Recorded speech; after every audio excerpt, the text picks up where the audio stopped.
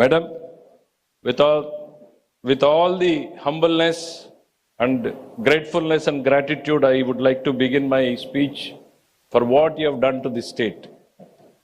మీరు ఒక మర్చిపోలేనటువంటి పరిస్థితుల్లో ప్రారంభమైంది మా ప్రభుత్వం నడక.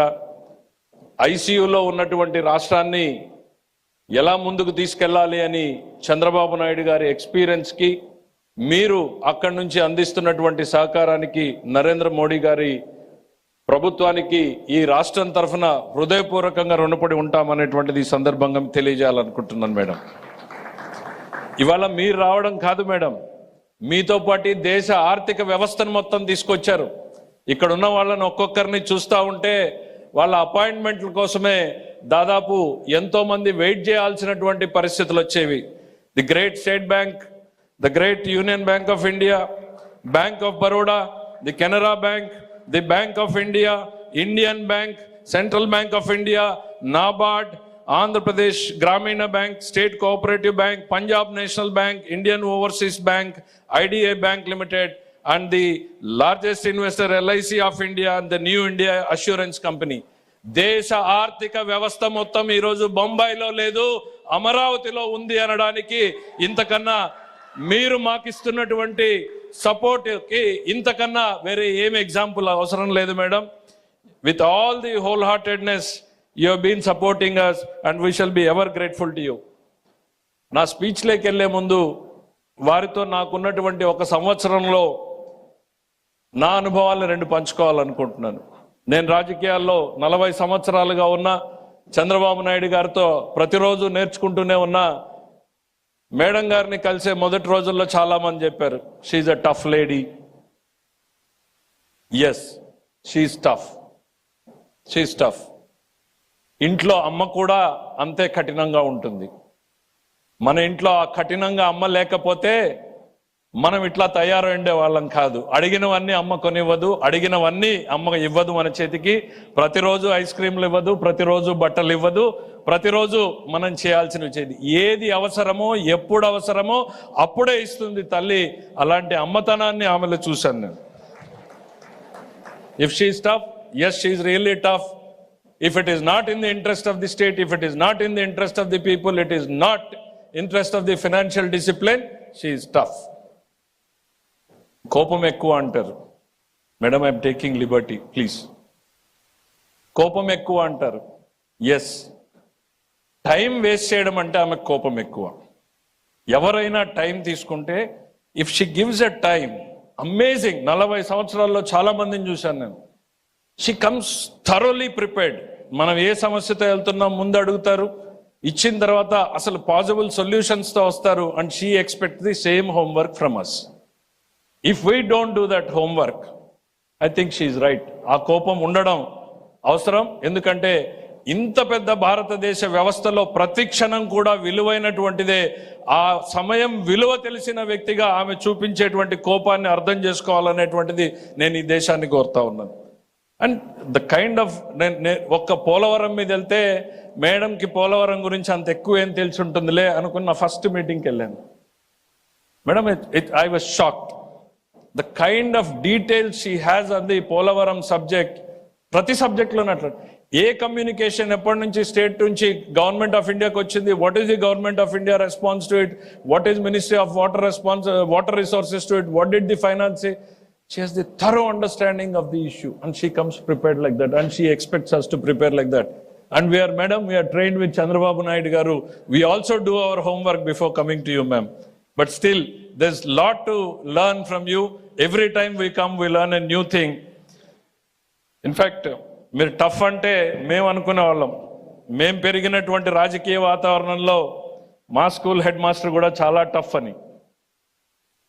ప్రతిరోజు మామూలుగా స్కూల్ పిల్లలకి క్వార్టర్లీ ఎగ్జామ్స్ ఉంటాయి, హాఫ్ ఇయర్లో ఉంటాయి, ఇయర్లో ఉంటాయి. మా ముఖ్యమంత్రి గారి దగ్గర ప్రతిరోజు మాకు పరీక్ష. Every day is a test. మేము అనుకునే వాళ్ళం డే స్కాలర్స్గా ఉన్న మా పరిస్థితి ఇట్లా ఉంటే ఇంట్లో ఉన్న లోకేష్ గారికి పట్ల ఇంకెంత టఫ్గా ఉంటారో అనేటువంటిది. Yes, we are seeing the result. Are we not seeing the result Lokesh గారిలో? Every day we see that improvement coming up. We see the change, transformation, how he is coping up, how he is building up himself. That is the leadership of our Chandrababu Naidu garu. With this words madam, the way మీరు ఈ double engine సర్కార్కి ఇంధనం ధనమే, ఆ ధనం వెనకుండి నడిపిస్తున్నటువంటి సీతారామన్ గారే. ఈరోజు మోడీ గారి నేతృత్వంలో ఈ దేశంలో అద్భుతాలు జరుగుతూ ఉన్నాయన్న, వందల వందే భారత్లు వస్తూ ఉన్నాయన్న, కనీవిని ఎరుగని రీతిలో నార్త్ ఈస్ట్ లో ఇన్ఫ్రాస్ట్రక్చర్ కారిడార్లు జరుగుతూ ఉన్నాయన్న, డిఫెన్స్ రంగంలో అద్భుతాలు జరుగుతూ ఉన్నాయనుకున్నా కూడా, దేశం మొత్తం మీద కూడా ఇటు రైల్వే నెట్వర్క్, రోడ్ నెట్వర్క్ పెరుగుతూ ఉంది అనుకున్నా కూడా, హాస్పిటల్స్, స్కూల్స్ కి సపోర్ట్ పెరుగుతూ ఉంది అనుకున్నా కూడా, ఇవన్నీ కూడా నరేంద్ర మోడీ గారి ఆలోచనలకి సాధ్యం రూపకల్పన ఆయన చేస్తే ఆచరణ రూపం ఇస్తున్నటువంటి సీతారామన్ గారికి ఈ దేశం కూడా గుర్తుపెట్టుకునేటువంటి సేవలు అందిస్తా ఉన్నారు ఆవిడ అనేటువంటిది గుర్తు చేస్తా ఉన్నా. ఆవిడ ఎట్లా పనిచేస్తారంటానికి ఒకటి ఎగ్జాంపుల్, ఒక క్షణం వేస్ట్ చేయరు అంటానికి జిఎస్టీ రిఫార్మ్స్ అని మొన్న ప్రధానమంత్రి గారు అనౌన్స్ చేశారు. ఒక నెలలో ఇంప్లిమెంట్ చేస్తామంటే నాకున్నటువంటి అవగాహనతో నేను అనుకున్నా ఇది కనీసం 6 నెలలు పడుతుంది, ఒక నెలలో ఎట్లా చేయగలుగుతారు అని ఇంప్లిమెంట్ చేసి చూపించారు. ఆ తర్వాత వెళ్ళి అడిగాను, మేడం ఇది ఎట్లా సాధ్యమైంది, ఎట్లా చేయగలిగారు అని అంటే, the day I completed my budget I started the same day evening my preparation on GST అని. That shows our commitment towards the nation. ఒక మార్పు తేవాలి అని అంటే ఒక అయిపోయిందిలే బడ్జెట్ అని రిలాక్స్ అవ్వకుండా అదే రోజు సాయంత్రం జిఎస్టీ మీటింగ్ పెట్టుకుని 6 నెలలు హోంవర్క్ చేసి ఒక అద్భుతమైనటువంటి రిఫార్మ్ ఈ దేశంలో తీసుకొచ్చారు. జిఎస్టీని ఇంప్లిమెంట్ చేయాలా లేదా అన్నటువంటిది గత ప్రభుత్వం 10 సంవత్సరాలు కొట్టుమిట్టాడితే, ఈ ప్రభుత్వం నరేంద్ర మోడీ గారి ప్రభుత్వం వచ్చిన తర్వాత జిఎస్టీ ఇంప్లిమెంట్ కావడం, జిఎస్టీలో మార్పులు తీసుకురావడం, సరళీకృతం చేయడం అన్నీ కూడా చేయగలిగారు అంటే ఈ దేశం పట్ల, ప్రజల పట్ల ఉన్న చిత్తశుద్ధి ఈ ప్రభుత్వానికి ఎటువంటిది అనేటువంటిది మనం అర్థం చేసుకోవాలి. దాన్ని వెనకుండి నడిపిస్తున్నటువంటి మేడం గారి కృషిని కూడా మనం అందరం కూడా గుర్తించాలనేటువంటిది నేను చెప్తా ఉన్నాం. వారికి ఒక ప్రత్యేకమైనటువంటి శైలి ఉంది. నార్మల్గా బడ్జెట్ స్పీచ్లు అంటే చాలా బోరింగ్గా ఉంటాయి, కానీ ఆ బడ్జెట్ స్పీచ్ను కూడా ఆసక్తికరంగా చెప్పగలరు ఆమె. ఆమె చేసే రాజకీయ ప్రసంగాలు అయితే వి ఈగర్లీ వెయిట్, బికాజ్ ఆమె రిటార్ట్స్, ప్రతిపక్షం చేసేటువంటి అసత్య ఆరోపణల పట్ల ఆమె ఇచ్చే sharp retorts are a good learning ground for all the young aspiring politicians అనేటువంటిది నేను చెప్పగలుగుతాను. అది ఎప్పుడు వస్తుంది అంటే విషయం పట్ల సంపూర్ణమైనటువంటి అవగాహన ఉన్నప్పుడు మాత్రమే వస్తుంది అనేటువంటిది కూడా చెప్తా ఉన్నాం. ఈరోజు దేశం ఒకప్పుడు 11వ స్థానంలో ఉన్నటువంటి ఆర్థిక శక్తి ఈరోజు 4వ స్థానాన్ని నుంచి 3వ స్థానానికి ఎదిగే క్రమంలో తయారవుతా ఉందని అంటే it's the greatest times we are living అని మా ముఖ్యమంత్రి గారు ఎప్పుడు చెప్తా ఉంటారు. దాన్ని వెనకుండి నడిపిస్తున్నటువంటి నరేంద్ర మోడీ గారు, మరి ఆర్థిక శాఖ దీనికి ప్రధానమైనటువంటి కారణం అనేటువంటిది కూడా మనం గుర్తుంచుకోవాలనేటువంటిది తెలియజేసుకుంటూ, ఈరోజు ఎంతో కీలకమైనటువంటి బ్యాంకుల్ని మనం ఈరోజు నేను ఇందాక చెప్పినట్టు 12 బ్యాంకులను తీసుకొచ్చారు. పోలవరం నడుస్తోందంటే సపోర్ట్ చేస్తున్నారు, అమరావతి నడుస్తోందంటే సపోర్ట్ చేస్తున్నారు, విశాఖ ఉక్కు కష్టాల్లో ఉంది అని అంటే సపోర్ట్ చేశారు.